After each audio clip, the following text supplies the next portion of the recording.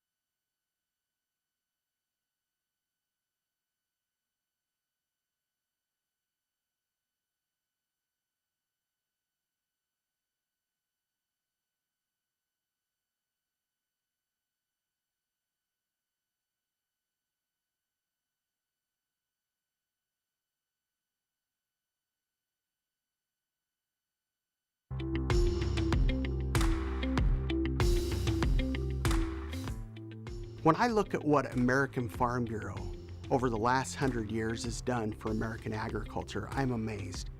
I think back at the founders of this organization 100 years ago, and I'm so grateful for them. But today, as I listen to our American Farm Bureau President, Zippy Duvall, speak on behalf of American agriculture, I'm excited about the future of American agriculture. I'm excited about the future of this organization. And I know that we're going to be strong through the next century. Congratulations, American Farm Bureau. Thanks for all your hard work from all of our grassroots. We look forward to the future and what we'll accomplish in the next 100 years. Wow, 100 years of American Farm Bureau representing farmers across America in the fight to have the freedom to farm and feed the world. I'd like to thank all the leaders that came before us that made this wonderful organization what it is. Our mission is just as critical for the next 100, and we look forward in Mississippi to working with American Farm Bureau on behalf of our farmers and ranchers for years to come. Congratulations, American Farm Bureau Federation, on your 100 years. New Hampshire was a big part of starting this organization, and we're proud of how long it's lasted. The Centennial of American Farm Bureau Federation is the chance to celebrate our success of serving agriculture in the United States for 100 years. I want to congratulate American Farm Bureau on their first 100 years, a true testament of an organization that works for its members day in and day out. The strength of American Farm Bureau is our grassroots policy. And over the last 100 years, there's been one question asked, and that question is, what is Farm Bureau policy? And that question will be continued to be asked for another 100 years or even more, as long as this organization is in place. I want to congratulate American Farm Bureau on celebrating 100 years. That shows the importance of what American Farm Bureau does to represent American farmers and ranchers.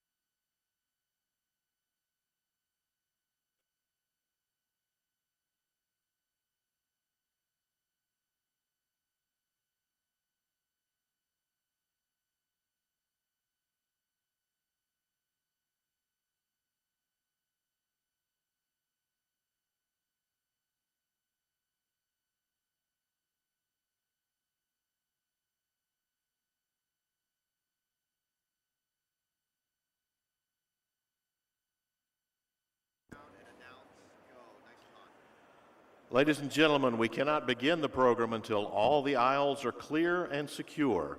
Please take your seats quickly. The program will begin momentarily.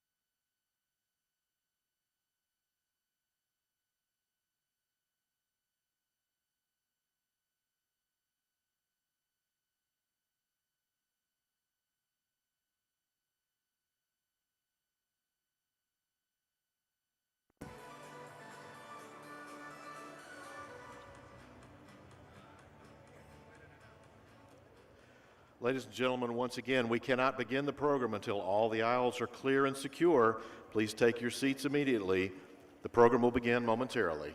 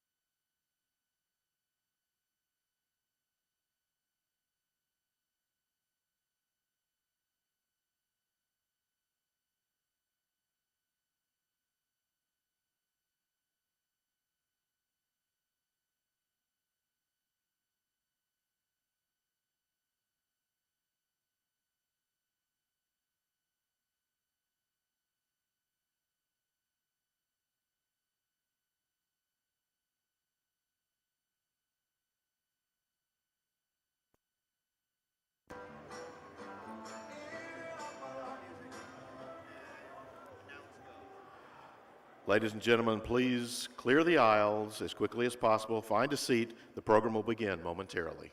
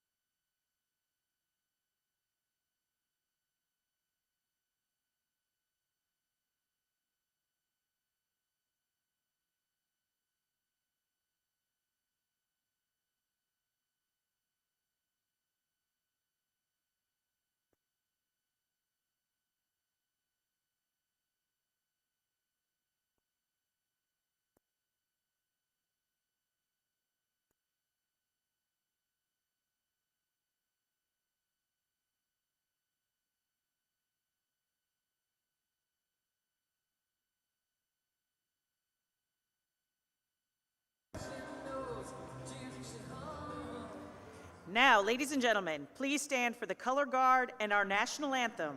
The color guard is from Louisiana National Guard, 1st of the 141st Field Artillery Battalion, Washington Artillery.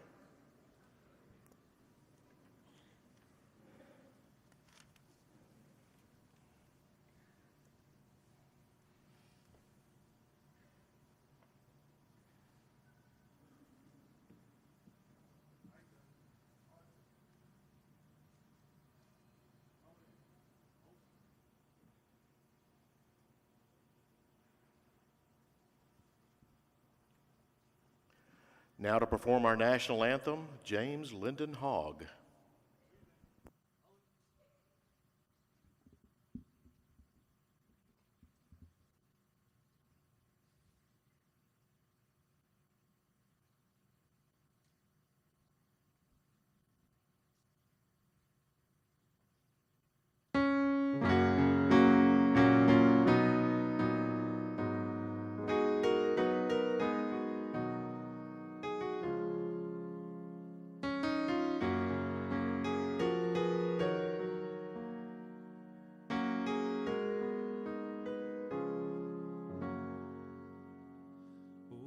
Say, can you see by the dawn's early light what so proudly we hailed at the twilight's last gleaming, whose broad stripes and bright stars through the perilous fight o'er the ramparts we were so gallantly streaming, and the rocket's red glare, the bombs bursting in air, gave proof through the night that our flag was still there.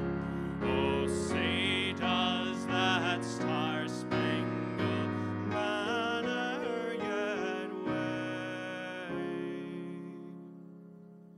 o'er the land of the free and the home of the brave?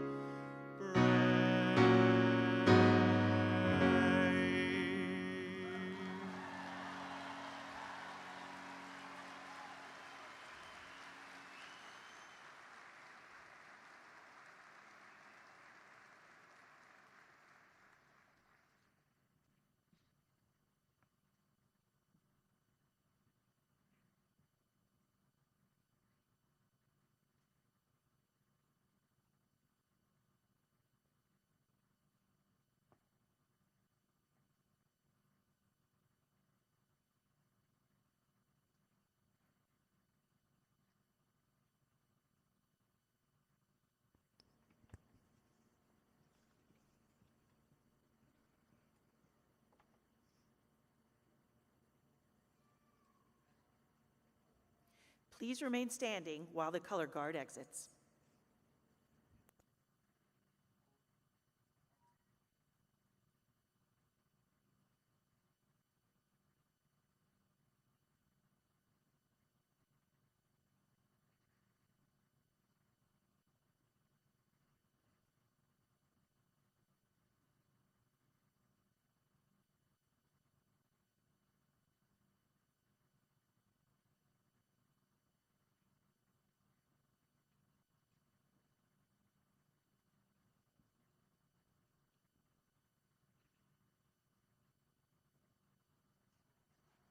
Well, good morning, Farm Bureau family.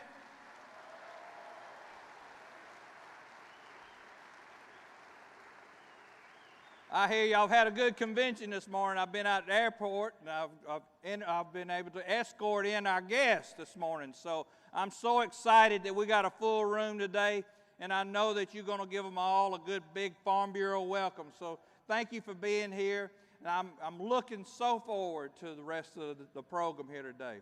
But the first guest that we have with us is such a good friend of mine. He's been a friend of mine for a long, long time. He's served as governor of my state. He's been a farmer. He still is a farmer at heart. He's been a veterinarian.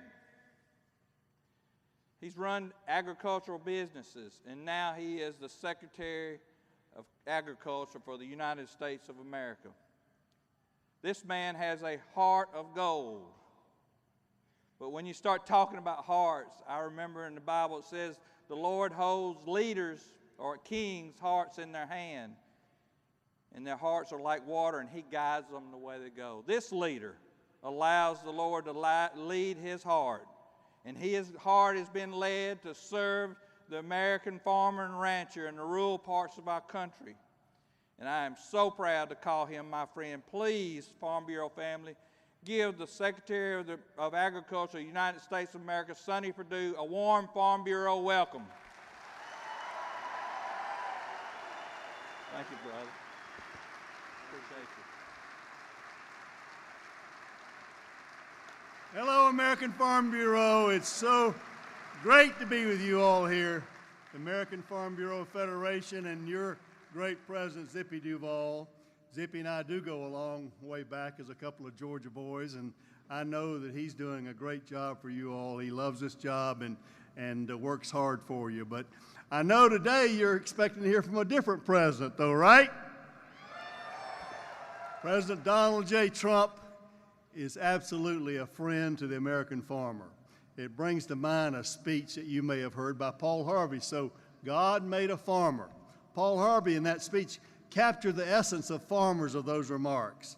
In there he said, God said, I need somebody willing to get up before dawn, milk cows, work all day, milk cows again, and then go to town and stay past midnight at a meeting of the school board.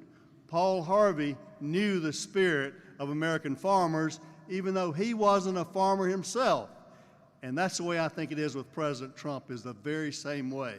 Although he's not a farmer, he knows that our farmers are the best of America, embodying that great American spirit, working before the sun is up to long after it's down, taking a risk every time you put your hands in the soil to plant a new crop, hoping for a good harvest, but figuring out what to do if it's a bad one.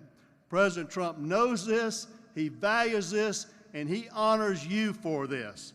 And he's not the kind of guy who makes a promise and forgets about it. He's promised to support farmers, and he's done just that. His first direction to me was to chair a task force on agriculture and rural prosperity. You remember at this convention last year, I presented our report to him. He promised to put Americans back to work again, and we've got the lowest unemployment we've seen in generations, the lowest since 1969. And you'll also remember when he came to your convention in Nashville last year, he said he'd come back again, and he's kept that promise as well. Ladies and gentlemen, your president, my president, our president, a friend to the American farmer, the President of the United States, Donald J. Trump. And I'm proud to be an American, where at least I know I'm free. And I won't forget the men who died, who gave that right to me. And I gladly stand up next to you and defend her still today. 'Cause there ain't no doubt I love this land. God bless the USA.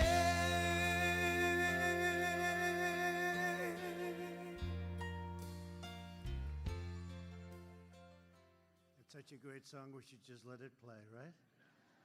We had a little luck with that song. And he's terrific, good supporter. We appreciate it. We really appreciate this, too. I know you have a record crowd. That's nice. It's always nice to set records. And I want to thank Sonny, and he's setting records. We're setting records together for farmers and for agriculture. We've had so many good weeks and good days, and it's only going to get better because we're doing trade deals that are going to get you so much business, you're not even going to believe it. Your problem will be, what do? We need more acreage immediately. We've got to plant. But I will say we are doing some things with trade that are going to have a tremendous impact. You're going to be doing business with Canada. You're going to be doing business with places where it was very, very difficult to do business. It was very unfair, and a lot of great things are going to happen. So I want to really thank everybody here, and I want to congratulate a very, very good and exciting football team that I watched yesterday, the New Orleans Saints. You know, I can see there's a little group over here. I know who I'm talking to. The rest of the room's going like, yeah, I don't want to talk about that. But you have to say Drew Brees, he's one hell of a quarterback, and that was a tremendous game. And so congratulations to the folks from this area and from this great state. It's a great state. I'm thrilled to be here in a state that I've had a lot of luck with, and I love a lot of people in this state. I know a lot of people for really a truly historic occasion. This is the 100th annual convention of the American Farm Bureau Federation, 100 exactly. If it was 99, although I was here for 99 too, I have to be honest, right? I like the farmers. What can I do? I like farmers. Thank you. Thank you. Thank you very much. For 100 years, this organization has faithfully represented the men and women who are the backbone of our country, truly. Let us all show our appreciation for a very dear friend and a leader, a great leader, Zippy Duval. Where's Zippy? Zippy. Where is Zippy? What a job he does. He only called about 100 times to make sure I'm coming. Thank you, Zippy. Great job. On this special anniversary, we gathered to celebrate America's proud farming heritage. Through your sweat, through all of your work, the strength of your hands and the faith in your hearts, the American farmer feeds and fuels and sustains our nation. So true. We're joined today by Louisiana Governor John Bel Edwards. Thank you, Governor, for being here. Thank you, John Bell. Thank you. Along with many members of Congress who are true champions of American agriculture, an incredibly talented man, a great doctor. He knows more about healthcare than anybody, and he's somebody that he's really helped us out in so many different ways. And he's yours, Senator Bill Cassidy. Bill, thank you very much, Bill. Appreciate it. A woman who had a tremendous victory. She came in for a short period of time. She was appointed, and it's always hard when you're appointed. If you look, I don't know about this, Cindy, but you take a look. They don't do too well. You did very well. You won in an incredible state, Mississippi. Cindy Hyde-Smith, thank you. That was a great win. A brilliant guy. He's very deceiving. My wife said, I love watching him on television. And I said, who? John Kennedy. I said, John Kennedy? I don't know. But, you know, I thought maybe she was talking about the other John Kennedy. She was talking, this is a man who was totally brilliant. You know, I don't know if you know what this means, Oxford, right? Went to Oxford. Oxford's I'm very much into the world of schools. Oxford, you have to be very, very smart to go to Oxford. And he's very smart. He also loves this state. He loves the people. We gave a rally the night before he won that was incredible. And I looked at that crowd. We had to have 40,000 people or more at a hangar, an airport hangar. I said, you know, John Kennedy, you're going to win. And he won big. And he's my friend, John Kennedy. Thank you, John. Oxford John. Great. Congressman Ralph Abraham. Thank you, Congressman. Where are you, Congressman? Great job you do. He does a great job. Congressman Garrett Graves. And you know Garrett. Thank you, Garrett. Good job. Young, strong, smart. Got a lot of good politicians down here. And the legend from Louisiana. A man who's got a lot of courage. He was playing second base, and it didn't work out so well for him that day. But I have never seen anybody with more strength and really more courage than Steve Scalise. Steve Scalise. He got hit hard. He never even thought about quitting. I was there the night in his hospital. and they didn't think he was going to make it. And I looked at him. He wasn't looking too good. I have to tell you, the first time I'm telling you this, Steve, you weren't looking too sharp. And his wife loves him because she was a mess. She had tears pouring down. Tell you a couple of these little facts. Your family loves you, Steve. But all of a sudden, he started making a little progress, a little more, worked so hard. And then a few months ago, he was in a baseball game. And it was the Republicans against the Democrats. He's playing second base. And he didn't have great mobility, to be honest. In other words, moving like a foot to his right, a foot to the left, that was about it. And he gets the first pitch of the game. This is in a stadium, and a lot of people watching, and it's on television. And they put him at second base for one play. And the first hit is a smash ground ball hit at Steve. And I'm pretty good at this stuff. I look, I say, oh, that's going right to second base. It went right in him, right at him. He bent down, stopped that ball, threw it to first. The place went crazy. And he then walked off the field in great triumph. Who could have done that but my Steve, right? That was incredible. That was incredible. He's a courageous guy. He's a great guy. He's also a really fine person. So, Steve Scalise, what you've been through, Steve, is incredible. And congratulations. Incredible job. As you all know, there's currently a tremendous humanitarian and security crisis at our southern border. It's tremendous. It's been there for years. It's been there for decades. But because of what we're doing and because of how well our country is doing, and please sit down, please. I'm just looking.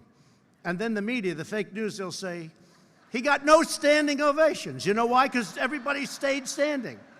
Where do you see that? It's true. Oh, they'll do it. They'll figure something out. That's true. That's true.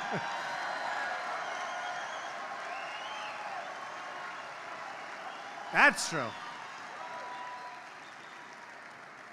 They can figure it out. They can take the best thing. I go home, I say, darling, I did such a great job. Wait till you see the news tomorrow on something. North Korea, China, we're doing great in trade deal. China, this, that. They can make anything you do look bad. But I was watching as you're standing, and I said, you know, if they sit, it's probably better for me, because every once in a while they'll stand. The other way they'll say, the crowd did not appreciate him. They didn't give him one standing ovation. Anyway, thank you very much. Women and children are being ruthlessly exploited at our southern border by vicious coyotes. Who would think of this? Human traffickers. Now, when you hear the words human traffickers, you think about 1,000 years ago, 2,000 years ago. You wouldn't think. It's worse today in the world, there's a world problem, than it's ever been. And the reason it's worse is because of the internet. They target young women. They target young children, the internet. And they come in through our southern border into our country. And they'll have women taped their mouths with duct tape, with electrical tape. They tape their face, their hair, their hands behind their back, their legs. They put them in the back seat of cars and vans. And they don't come in through your port of entry, because you'd see them. You couldn't do that. They come in through our border where we don't have any barriers or walls. And they drive right in, and they have no problems. And we'll get that stopped. We're going to have a wall. We're going to have a barrier. We're going to have something that's going to be very strong. One of the most important things. And I built a lot of wall. You saw it the other day. They kept saying, you didn't build wall. I said, built wall. So I actually decided I better put a picture on it, you see. But we built a lot more than that. And we renovated a lot of pretty good stuff that we made good again. It was in very bad shape. But we've done a lot. We want to finish it. Because, you know, you can't have openings. Because if you have an opening, they go here and they just sort of go over this way. They find the open spot. They come in. And we have to build what we have to build, probably a total of 550 miles, including the renovations. And we've done a lot of work. People don't talk about it. I don't talk about it, because until we're finished, the big thing is we have to get it done. And we've had great support from John, your senator, Bill, your senator, from everybody. We've had tremendous. Steve is working hard in the House. Your congressmen are working really hard, because it's common sense. What we're talking about is common sense. Last month alone, 20,000 migrant children were illegally brought across our borders. 20,000. 1 in 3 women are sexually assaulted on the journey up from Honduras or Guatemala or El Salvador. Think of that. Think of that. Hard to believe. Vast quantities of lethal narcotics are being smuggled across the border. Most of the drugs coming into our country come in through the southern border, and much of it comes through areas that are not your portals, including meth and cocaine and heroin and fentanyl. Heroin alone, if you look at the heroin epidemic, it's an epidemic. Heroin alone kills 300 Americans a week, and 90% of it, at least, crosses our southern border, comes in through our southern border. And I've spent a lot of time with Secret Service and with Border Patrol and ICE, incredible people, and they show me the methods that they use, how they hide it. They put it in hubcaps, they put it in engines, they put it in areas you wouldn't. They're brilliant in many ways. They're brilliant. You wouldn't even think of what they do to get things in. And we can stop it, but we can't stop it if we're going to play politics. And the numbers you're talking about are peanuts compared. You'll make the money back numerous times a year. In 2017, drugs killed over 70,000 of our fellow citizens. Just think of that. That's like a football stadium loaded up, and imposed costs on our society in excess of $700 billion. In the last 2 years, ICE officers arrested 266,000 illegal aliens. Think of that. With criminal records, including 100,000 assaults, 30,000 sex crimes, and 4,000 violent murders or killings.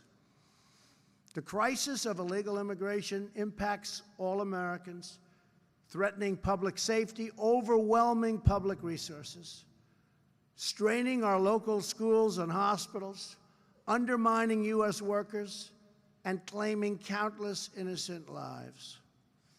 And I will tell you, I want people to come into our country, but they have to come in legally. They have to come in through a process.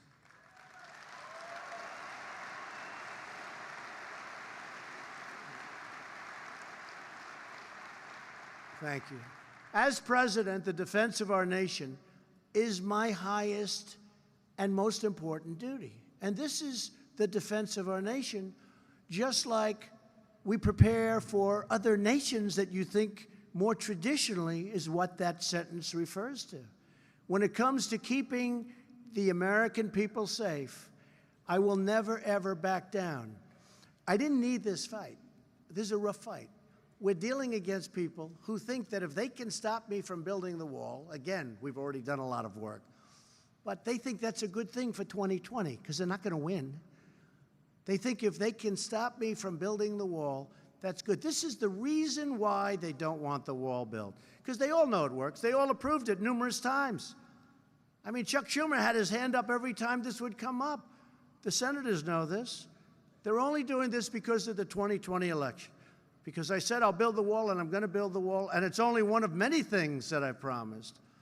I mean, if you look at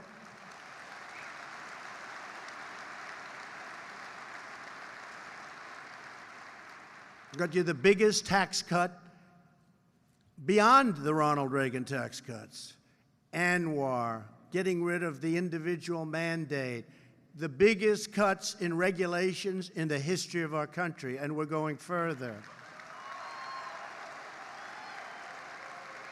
That might be the biggest reason that our country is doing so much better than other countries and why we're doing so well. But they view this as a political thing because this was one of the big things I said we're going to do tax cuts, we're going to do we're going to do, and you know, we've done most of what we said. That's a lot of news back there. One of the folks back there said that he's actually done more than he promised. It's true. I have actually done more than I promised. We've done a lot, even with the veterans. A lot of veterans in Louisiana. We got Veterans Choice. We got Veterans Choice approved, which is pretty Amazing. They've been trying to get that for years and years, decades and decades. And we got accountability, VA accountability. When you had somebody treating our veterans horribly, you couldn't do anything. You couldn't fire them.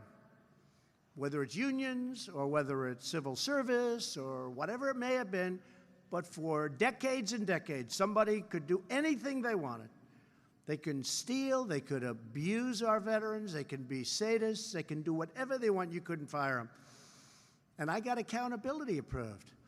Everyone said you couldn't get that. Too much power against it. We got it done, and now we can say, Jim, you're fired. Get out of here. We don't want you taking care of our veterans. That was a big thing. A lot of help from those people. So we got a lot done, but they view the wall as being a big item that if I don't do it, you know, it's a negative. It's a negative. And I'm not doing it for that reason. I'm doing it because we have to do it. It's common sense. We have to do it. If you look at the caravans coming up, if you look at what's going on, you take a look. If we didn't have some of those walls, the military has been incredible. They came up and they built some barriers.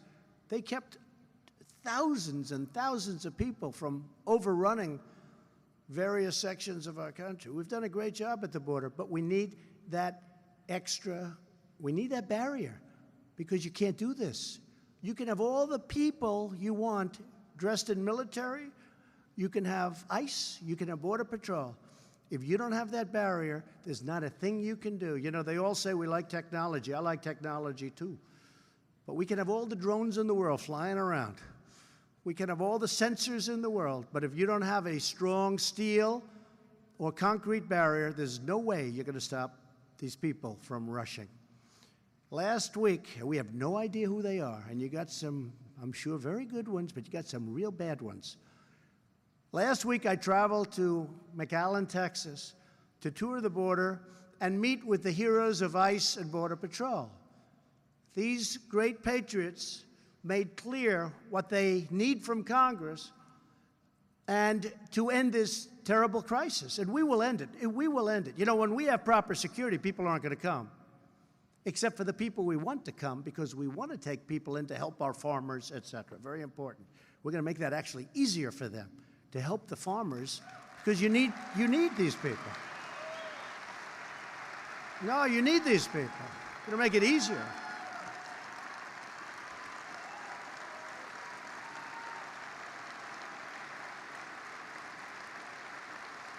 I mean, I'm glad I told you that because, you know, look, you're in that business, and a lot of people don't understand this. You need those. You need people to help you with the farms, and I'm not going to rule that out. I'm going to make that easier for them to come in and to work the farms. You've had some people for 20, 25 years. They're incredible. Then they go home, and they can't get back in. That's not going to happen. But we're keeping the wrong ones out, okay? We don't want the wrong ones coming into our country. And for that, it's going to be almost impossible to get in. For the people that work the farms, that have been here, that have gone through this very short but good process, that are going to help our country, it's going to be easier for them to get in than what they have to go through now. So just remember that. I know a lot about the farming world, and if I don't, Sonny teaches me. They explained that there is no substitute for a wall. These are the ICE people and the Border Patrol people. Or a physical barrier. There is no substitute. Where a barrier exists, illegal crossings plummet dramatically. In El Paso, it was one of the most dangerous cities in the country. A wall was put up. It went from being one of the most dangerous cities in the country to one of the safest cities in the country overnight. Overnight. Does that tell you something? And I could give you many examples of that. They say it's medieval, a wall. It is medieval. So is a wheel. I always say a wheel. But every time I look out, they all have wheels. You know, they may have gone electric, and they may have done lots of different things. But every car I've seen still has wheels. Wheels work and walls work. You know, there are some things you can't beat. That's why we've asked Congress to fund a steel barrier, or whatever you want to call it. This barrier will stop illegal activity while directing lawful trade, travel, and commerce to our ports of entry. These ports are America's doors. But doors only work when you have strength. We need strength. Right now, we have weakness. They're forming a new caravan in Honduras.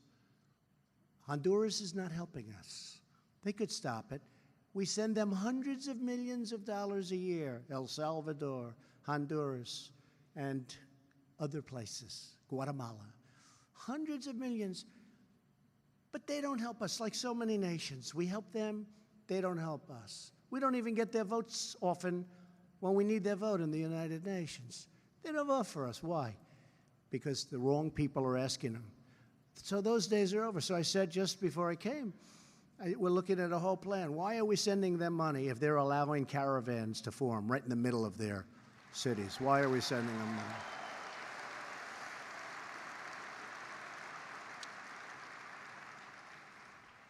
A lot of changes have been made in this country in less than 2 years, I'll tell you that. A lot of changes, and really good changes. Changes that people like you with common sense and smarts fully understand. And that's why we're liking where we are, and the country is changing very rapidly for the better. As part of our overall border security plan, we have also asked Congress to approve cutting-edge technology to detect drugs. There's incredible technology today. So when these cars do come in through the ports of entry, you have technology today that's so incredible. We don't use it. We don't have it because our leaders decided not to spend the money. Well, you make it back every month, probably more than that, because the drugs coming through the southern border are destroying the fabric of our country. It's so bad. It's so bad. So we have to stop it. This technology is incredible. To fund more agents, we're putting that high on the list, officers, beds, believe it or not. We're one of the only countries, I say one, because every time I say something else, they'll say, oh, well, there was a country that also did it. Somebody comes into our country. They touch 1 foot on the ground, and we have to catch them. It's called catch. We then take their names, and we bring them to a court. Can you believe this? And we release them. But see, we're trying to do catch and hold, catch and not release. But you have to release. So we release. And they go into our country, and then you announce, these are the laws. Then you say, come back in 3 years for your trial. Tell me, what percentage of people come back? Would you say 100%? No, you're a little off. Like, how about 2%? And those people you almost don't want because they cannot be very smart. 2%, 2%. 2% come back. Those 2% are not going to make America great again. Not again.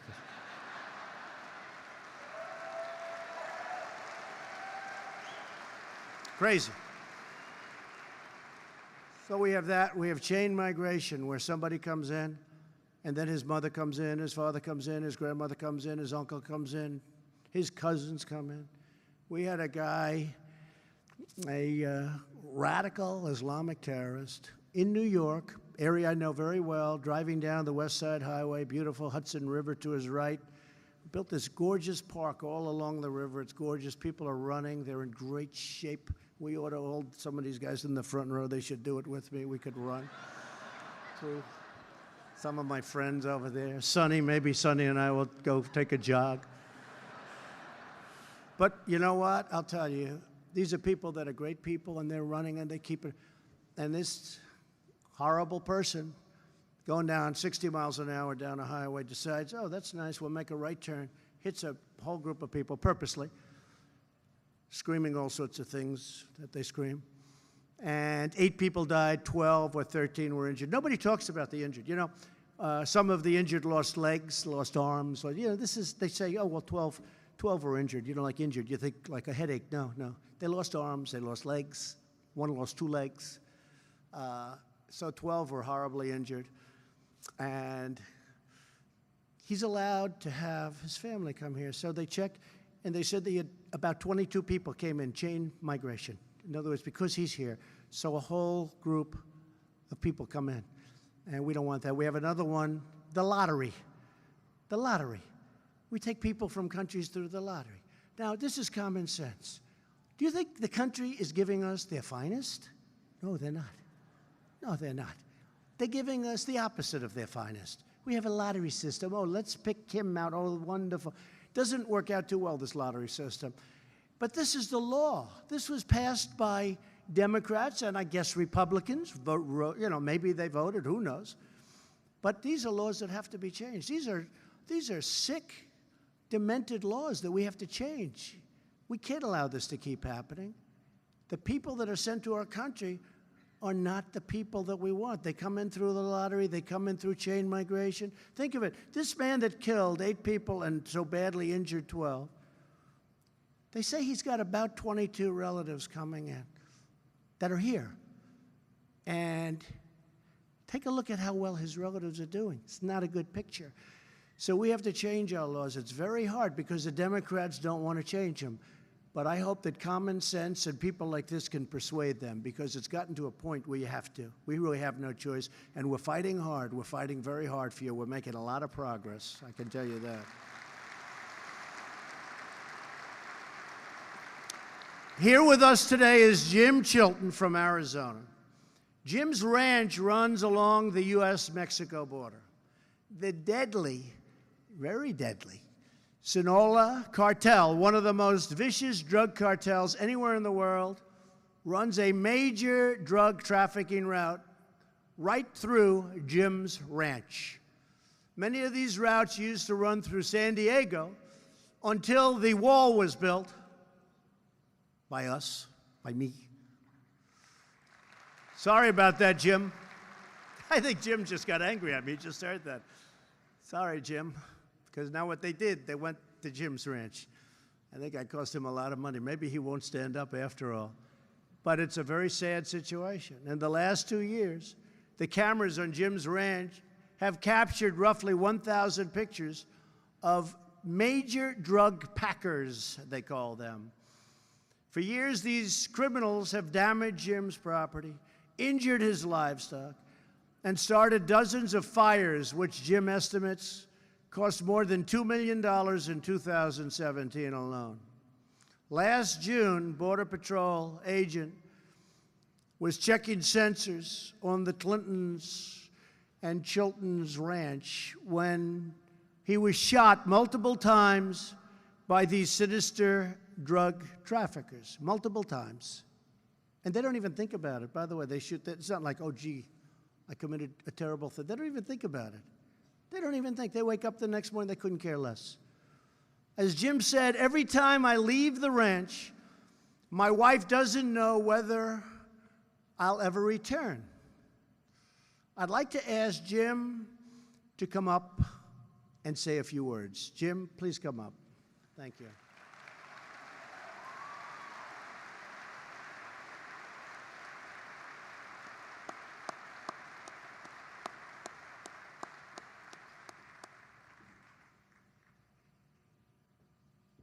Thank you, Jim.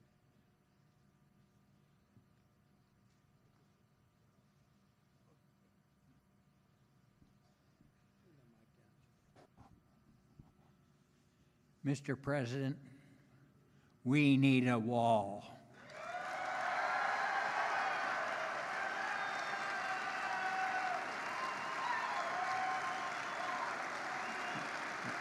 I would say we need a wall all around, all the length of the border. We've got to stop the drug packers bringing drugs in to poison our people. And I would say to Speaker Pelosi, walls are not immoral. In fact, I've traveled around the world, and the biggest wall I've ever seen is around the Vatican. Now, you can't tell me that the wonderful priests and officials of the Roman Catholic Church, including the Pope, are immoral. They have a wall. Why can't we?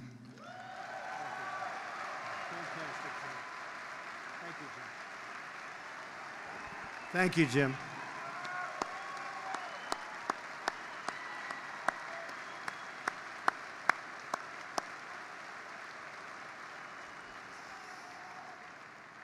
Thank you, Jim. And I'm sorry for your problems, but we'll get it straightened out. The government remains shut down for one reason and one reason only. The Democrats will not fund border security, our safety, our national security. People come from many countries. When I was at the wall the other day, Border Patrol said they have 150 people they caught that day who weren't from Mexico. I said, that's a strange statement. I said, no, these are the people that weren't from Mexico. And I was surprised. 3 were from Pakistan, 4 were from another Mideast, 2 Mideast countries, and many were from other countries, including China, countries all over the world. 150 of the people, as he said, were not from Mexico. Now, they caught many, many more, but that's 150 people coming from companies, really countries that you wouldn't believe.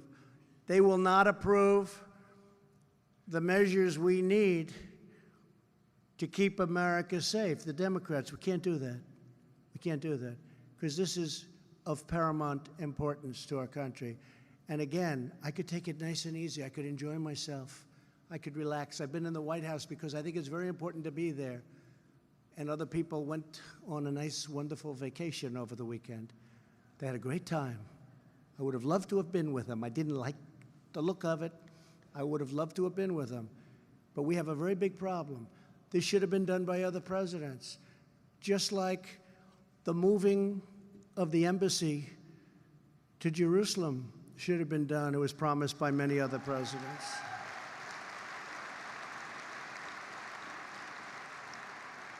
Just like we're doing the job in North Korea, just like we're doing the job with China. We're getting it done. We're getting it done. We're getting it all done. But it would have been nice if other administrations were able to do it. But we have to do the border. In the meantime, the USDA is doing everything in its power to help farmers deal with the ongoing shutdown. We thank you for your support and patriotism, and we fight to defend our nation. We are fighting very hard to defend our nation, and many people that aren't getting a payment, that aren't being paid, have let us know in the strongest of terms, a big amount. They said, sir, what you're doing is of paramount importance. Do the job right, and we are with you 100%. You'd be surprised at how many people have said that. And it's not easy for them, but it's a lot of people. So I'm asking all of our citizens to call your Democrat lawmakers and ask them to pass a bill that secures our border, protects our country, and now reopens our government, because as soon as they do that, we reopen our government. You would think that would be a very simple task. On every front, we are fighting for our great farmers, our ranchers, our growers. We are fixing broken trade deals that are horrible. And I saw what was going on in Canada, the way you were treated, horrible. And they treated their farmers great. Great. We changed it with the new trade deal we made with Mexico and Canada, and opening up new markets to export. Many, many new markets are being opened up. We've eliminated a record number of job-killing regulations, and the farmers got hit probably as hard as anybody. We're reversing harmful federal intrusion, and to keep family farms in the family, we have virtually eliminated the estate tax, also known as the death tax.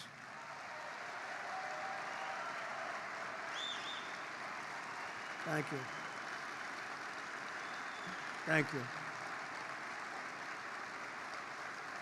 Small business owners and corporations and others, small business, was a terrible thing that was happening where your parents, you love your parents, they're farmers, they love their farm. Everybody loves their farm. The kids, they want to grow up on the farm, they want to someday run the farm, own the farm. And they couldn't because they had very large estate taxes to pay. So they go out and borrow money. And then it turned a little bit bad, and all of a sudden they'd end up losing the farm because they had to pay the estate tax. We got rid of it, folks. So if you love your children, you'll like me. If you don't love your children and you weren't going to leave the farm to them, probably doesn't matter too much, okay? Does anybody here not love their children? Huh? Wow, it's a lot of people. Not one? Okay, you don't want to say. That's all right. It's like a lot of the people went to the polls. They voted for Trump. They said, we don't want to talk about it. Then we won. We won 2 years ago in November. We won, and they're still trying to figure out what happened. We don't have to talk about it. We know what we're doing. We're ensuring that ethanol remains a vital part of America's energy future with E15, and we're making it available year-round, all 12 months. That was a big, big difference for the farmers. Chuck Grassley, Joni Ernst, your senators, a lot of great people were very strong on that. And it also creates additional, because if you noticed, I think we saw $1.75 for gasoline today coming in. I like to do that. I'm one of these guys. I'm riding in this incredible car, and I'm driving, and I'm looking at gas stations to see how much is the gas. How many other you think Hillary Clinton would have done that? I don't think so. I don't think so. I'm in the Beast, the world's most expensive car. It's like being in an army tank that goes 50 miles an hour, right? I'm in the Beast, and I'm looking at gas station. I say, fella, slow up, I can't see. They say, 175. That didn't happen by accident, folks. That didn't happen by accident. People think it does. It doesn't. Nothing happens. Very little happens by accident. Nobody else would have done what we did for the farmers with the estate taxes and so many other things. In the 2 years before my election, agricultural exports dropped by nearly $23 billion. Remember that. Before I got here, it was heading south. A lot of people say, oh, gee, how are we doing? It was going bad. If you go back 15 years, soybeans were more expensive 15 years ago than when I got into office. They were less. Now they're up nearly $14 billion. In December, just a few days before Christmas, I was proud to sign the Farm Bill. We got it done. That wasn't easy either. That was not easy. Senators, congressmen, thank you. That group did it. That was not an easy one, John and Bill, was it, huh? That wasn't easy, but we got it done. The first to be passed on time in over 30 years. Got it done. And I've authorized Secretary Perdue to be strong on work rules for the food stamp program through regulations allowed by the bill. So I know you have a great secretary. He'll do what's right. The Farm Bill delivers for our farmers on a wide range of key priorities. On critical farm programs such as crop insurance, you will have the support you need to plan for the future. It increases the amount farmers can borrow so you can expand and improve your businesses. It also secures the $600 million commitment we made to build a modern, effective, rural broadband across America's heartland. You're not well serviced. That's something the great middle part of our country has been complaining about for a long time. You're not properly serviced. You will be now. You will be now. That bill is a great bill for the farmer. Last year when I spoke to you, we had just passed our historic tax cuts.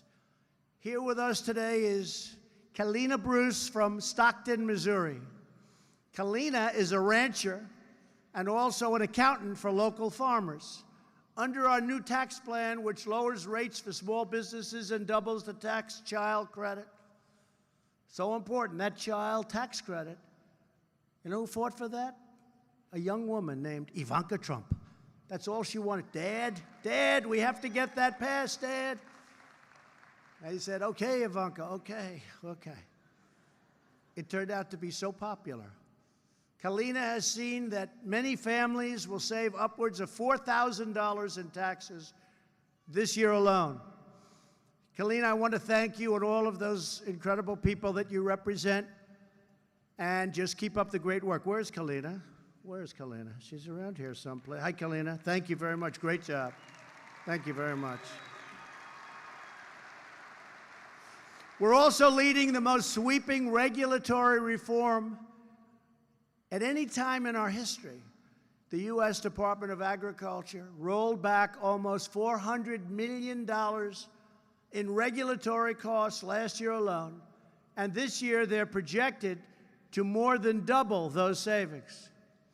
We're saving farmers and ranchers from one of the most ridiculous regulations ever imposed on anybody in our nation, the Waters of the United States rule. Disaster.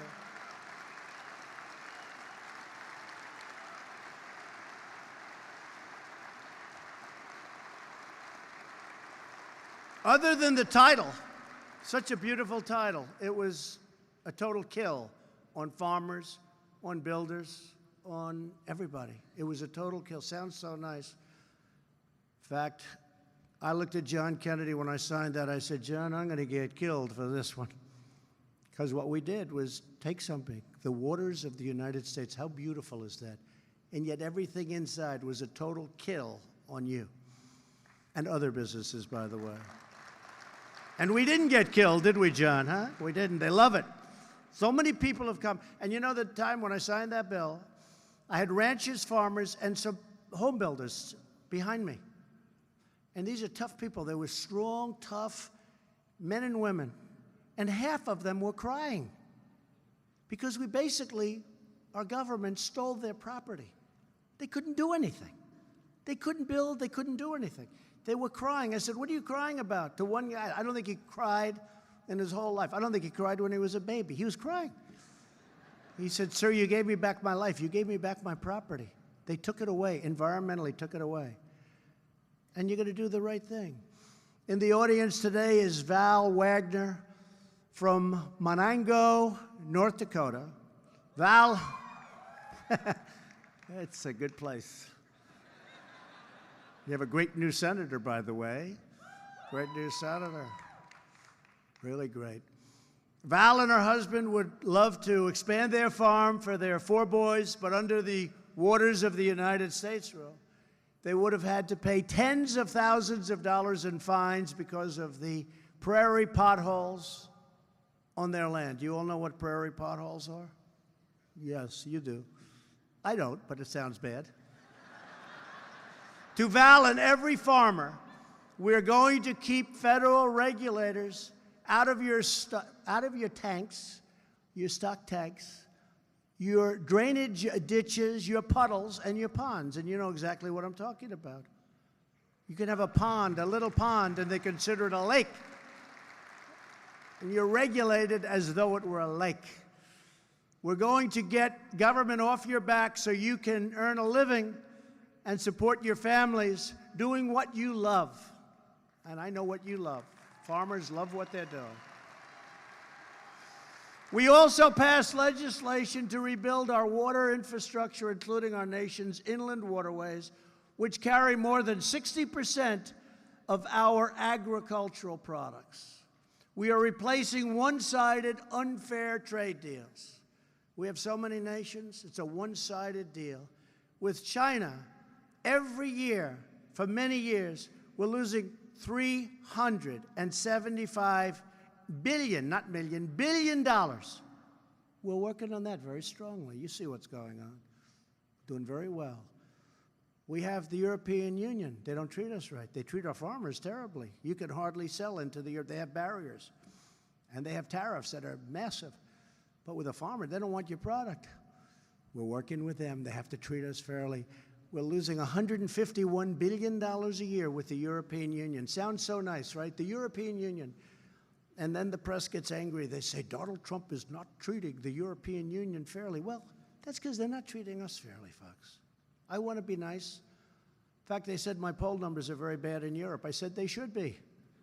No, seriously. They said when he started off, he had 87%. That means you can be the king of any country.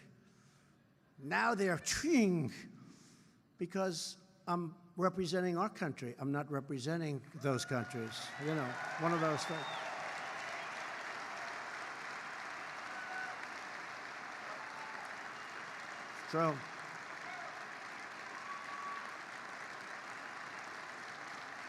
true.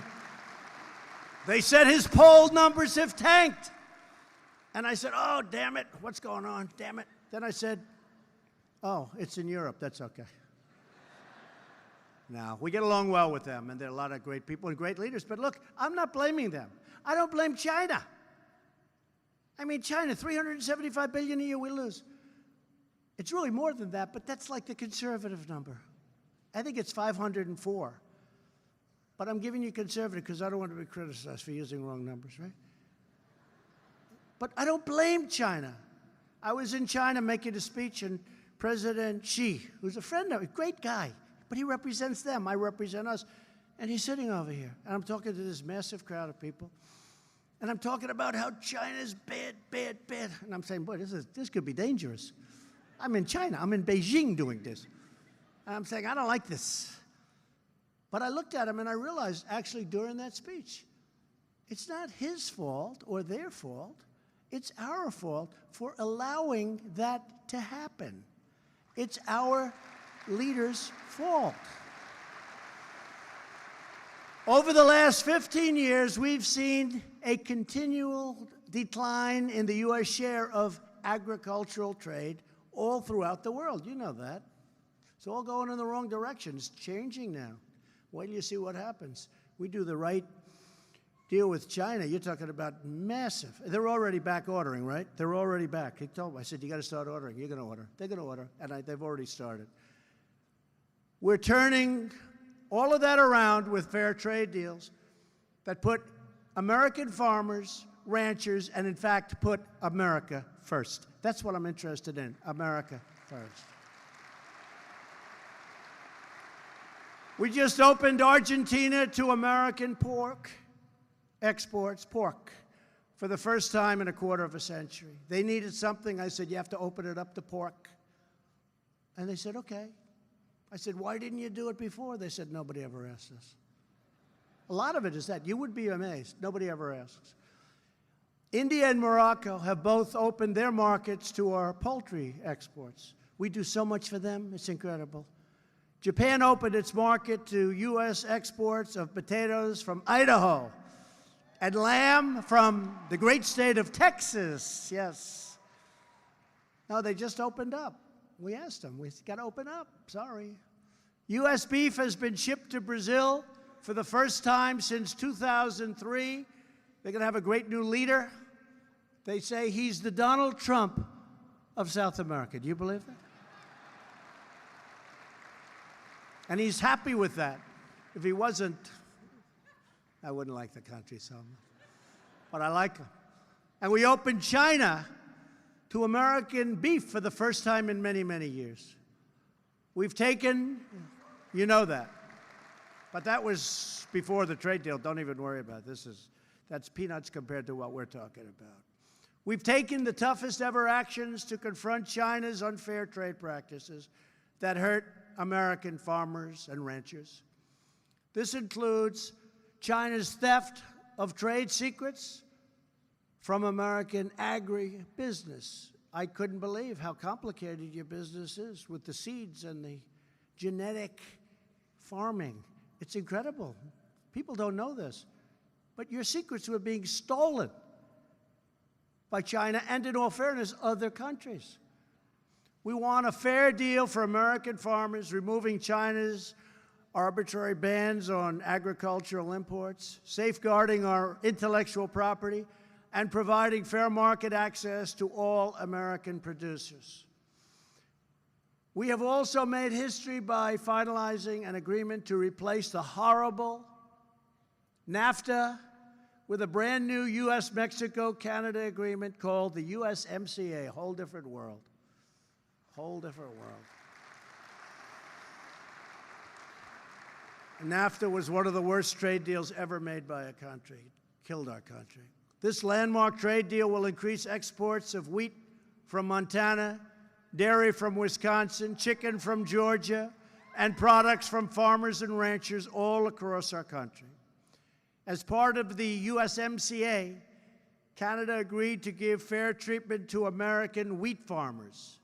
They will now grade American wheat just like they grade their own wheat.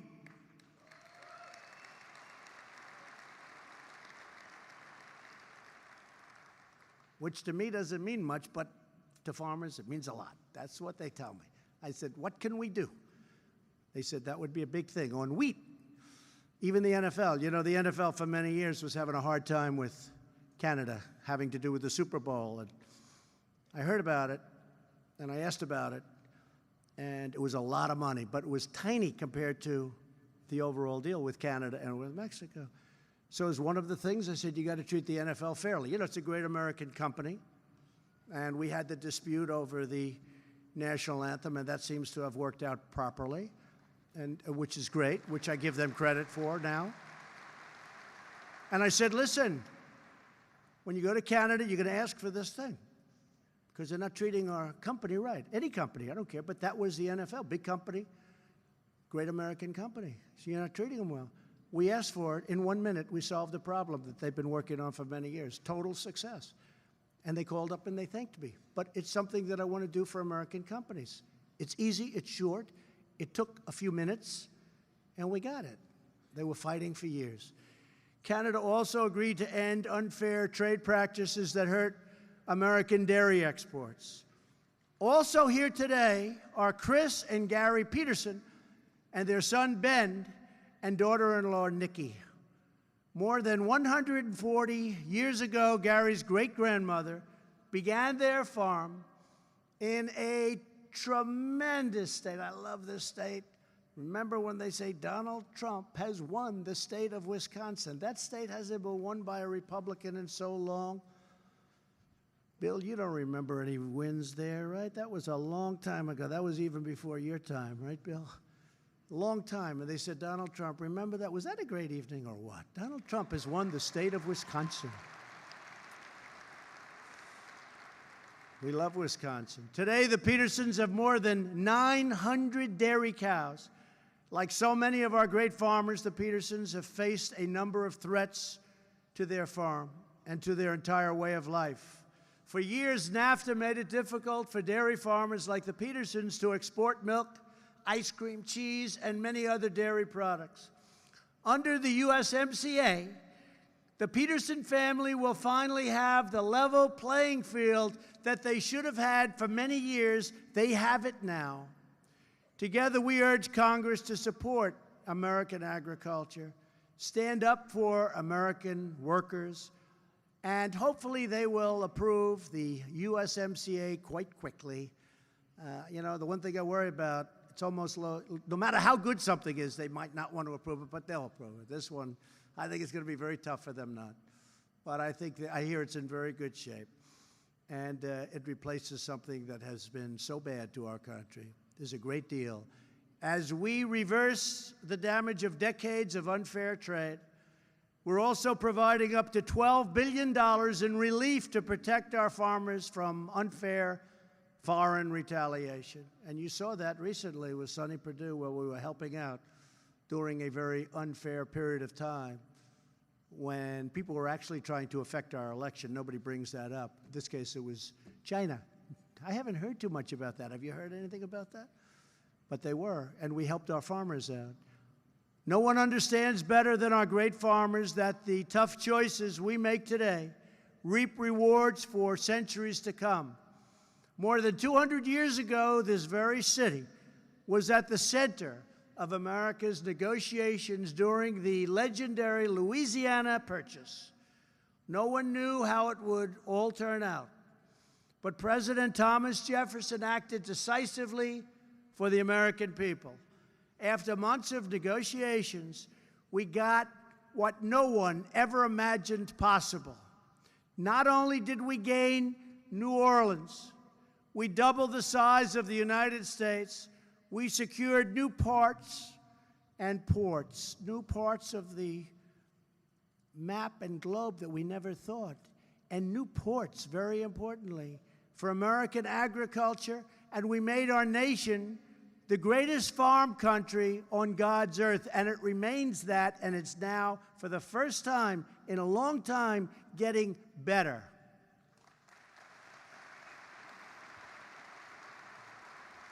Our nation was founded, settled, and built by farmers.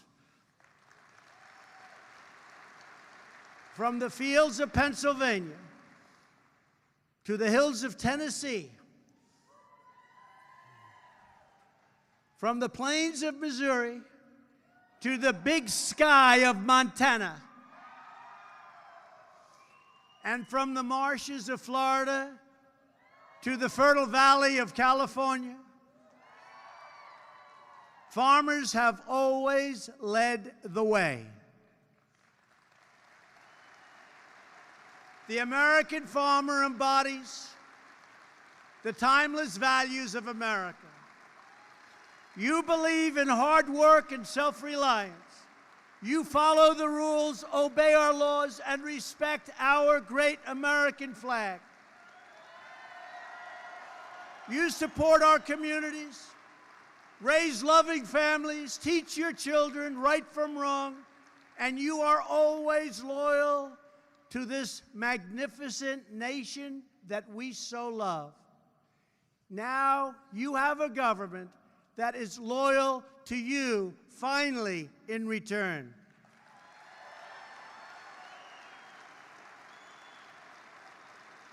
Because we know that government's first duty is to our own citizens.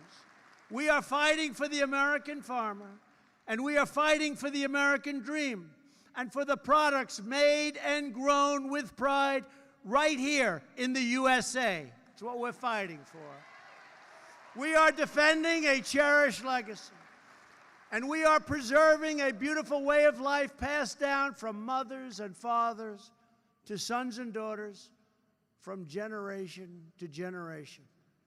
You are the keepers of this noble tradition.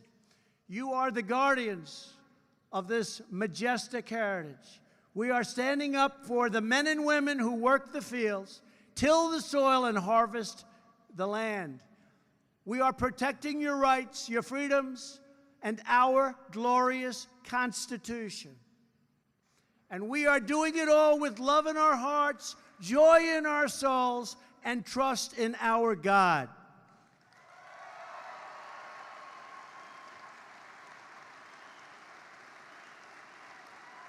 Thank you. Thank you. To all of the farmers here today and across our country, the greatest harvest is yet to come. The future for America's farmers is bigger, better, bolder, and brighter than ever before. I just want to thank you all for being here. It's so honored to have had this kind of a turnout, this kind of a record. I want to thank the American Farm Bureau for the incredible job they do. I'm proud to be a great friend of the farmer, of the rancher, of the people who so nobly do what you do. God bless you all.